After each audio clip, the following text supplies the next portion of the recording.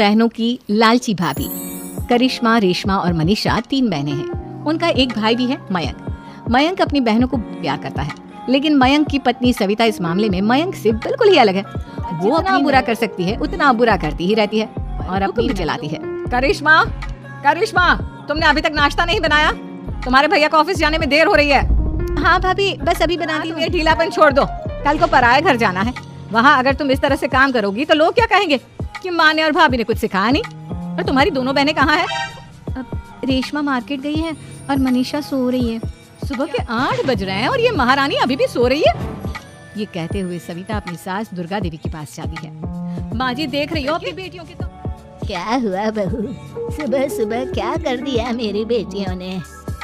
अरे एक तो अभी अभी उठकर किचन में गई है, बाहर चली गई, और तीसरी अभी तक सो रही है। क्या करूं मैं इन तीनों का, मैं तो परेशान हो गई हूँ। राव से और रेशमा से मैं बात करती हूँ। सविता सीधा मनीषा के कमरे में जाती है और उससे कहती है, महारानी जल्दी उठो, सूरज सर पर आ गया है। भाभी थोड़ी देर और सोने दो ना, मैं रात को लेट सोई थी। वो क्या ना यूनिट टेस्ट। आफत से उठती है या नहीं, या फिर पानी की भरी बाल्टी डालूं तेरे ऊपर? नहीं भाभी, मुझे बिस्तर में नहीं लाना, उठती हूँ मैं। मनीषा जल्दी से उठकर बाथरूम में चली जाती है। सभी आराम से बैठकर नाश्ता कर रहे होते कि तभी रेशमा बाजार से हाथ में सामान लिए आ जाती है। रेशमा को देखते ही सविता उस पर बरस पड़ती। लो आ गई महारानी, ऐसा भी क्या सामान लाना था जो सुबह आंख मलते ही बाजार की तरफ रवाना हो गई? भाभी, कल आप ही तो चीख रही थी कि घर का सारा सामान मुझे ही लाना पड़ता है, कोई लेना देना नहीं है। अब मैं बाजार जाकर सामान ले आई तो आपको इस बात से भी तकलीफ हो रही है? देख रही हो माँ जी, अपनी बेटी की जुबान कैंची से भी तेज चलती है। और मयंक, आप तो कुछ कहेंगे नहीं अपनी लाडली बहन को। रेशमा, अपनी भाभी से माफी मांगो। भैया मैं क्यों माफी मांगू? आप भाभी से बोलिए ना कि हम पर कम हुक्म चलाया करे। हम इस घर की बेटियां हैं और आपकी पत्नी की ननद है, नौकरानी नहीं। लो कर लो बात, इनकी भलाई के लिए कुछ भी बोलो तो इन्हें बुरा लग जाता है। इस घर में यही इज्जत है मेरी। देख लो माँ जी, मुझसे बात कर रही है। सविता वहाँ से चली जाती है। मयंक को बहुत गुस्सा आता है, वो भी वहाँ से चला जाता है। फिर करिश्मा रेशमा को समझाती है, रेशमा तुम्हें भाभी से माफी मांग लेनी चाहिए थी ना। लेकिन दीदी मैं माफी क्यों मांगू? हाँ करिश्मा दीदी, रेशमा दीदी जैसे ही घर में आई भाभी ही उन पर चिल्ला रही थी। हाँ की थी। मैं तो इसलिए बोल रही हूँ कि भाभी ने माँ को तो पूरी तरह अपने वश में कर लिया है। वो हमारी बात सुनती ही नहीं। मयंक भैया हमारे लिए हमेशा खड़े रहते हैं, इसलिए उनकी बात का मान तो तुम्हें रखना चाहिए था ना। कोई फायदा नहीं। बात और है, भाभी उन्हें भी हमारे खिलाफ भड़का देंगे, फिर वो भी माँ की तरह हमारी किसी बात का विश्वास नहीं करेंगे। इसी तरह सविता ननदों को किसी न किसी बात पर परेशान करती रहती थी। एक दिन मयंक अपनी तीनों बहनों के लिए गिफ्ट लाया। ये तुम्हारे लिए हार का सेट, रेशमा तुम्हारे लिए सुंदर सी ड्रेस, और मनीषा तुम्हें किताबें पसंद है ना, तुम्हारे लिए किताबें लाया हूँ। थैंक यू भैया। थैंक यू भैया। करिश्मा, तुम्हारा नेकलेस कितना सुंदर है, ये भैया कहाँ से ले आए होंगे? मैंने भैया को 3 दिन पहले फोन पर ये डिजाइन दिखाया था और आज भैया ये। सविता तो अपनी ननदों के गिफ्ट्स देखकर जल गई, और करिश्मा का नेकलेस तो उसे भी बहुत पसंद आया था। अच्छा नेकलेस लेकर आए हैं, मुझे कभी कोई गिफ्ट नहीं दिया, मैं आज ही ये हार चुरा लूंगी।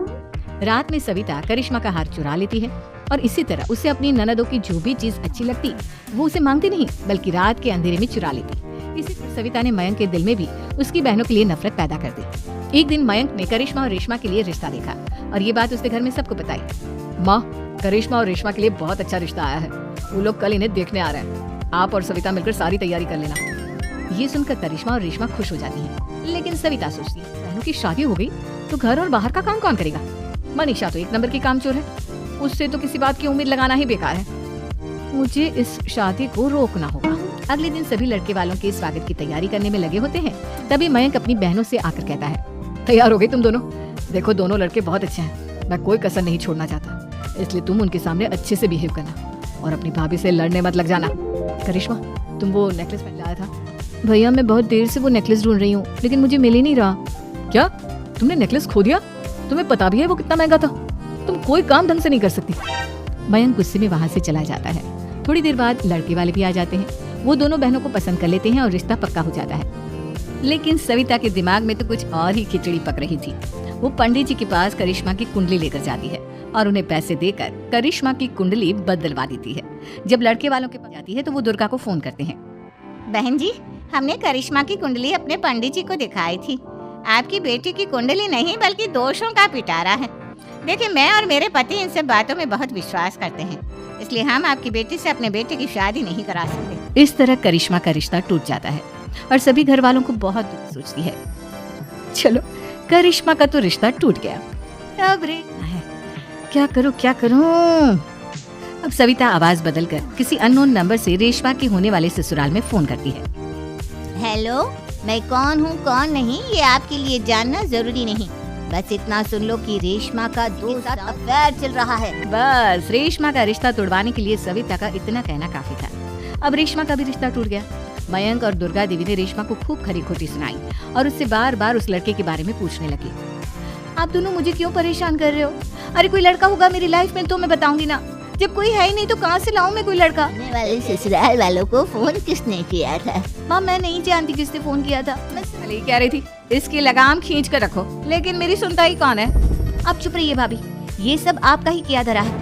अब तीनों बहनों को विश्वास ये सब उनकी भाभी ही कर रही है। तीनों बहनें अपनी भाभी को सबक सिखाने के लिए एक वकील कर लेती है और घर में हिस्सा मांग। देखो भैया, माँ बाप की जायदाद में जितना बेटों का हक होता है उतना ही बेटियों का, इसलिए इस घर के 4 हिस्से होंगे और हमें अपना हिस्सा चाहिए। मैंने तुम्हारे लिए क्या क्या नहीं किया और तुम इस घर में हिस्सा मांग रही हो? भैया, आप और माँ हम बहनों की कोई बात नहीं सुनते हो और भाभी हमारी शादी नहीं देगी क्योंकि उन्हें लगता है कि आप हमारी शादी में ज्यादा पैसा लगाओगे और उन्हें हम जैसी फ्री की नौकरानी कहाँ मिलेगी। तो हम भाभी के साथ तो रह नहीं सकते, हम बहनों को अपना हिस्सा चाहिए। अरे तुम्हें शर्म आनी चाहिए अपनी भाभी पर ऐसा इल्जाम लगाते हुए, वो तुम्हारे बारे में ना सोचती है। हाँ माँ, भाभी हमारे बारे में बहुत सोचती है, दिन रात बस यही सोचती रहती है कि किस तरह से परेशान करूँ और कभी मुझे पढ़ने भी नहीं देती। दोनों बहनों का रिश्ता भी तो इन्होंने ही तोड़वाया है और रात में हमारे कमरे में आकर हमारी चीजें भी चुराती हैं। इसी तरह सविता की तीनों ननदें अपनी बात पर अड़ी रही।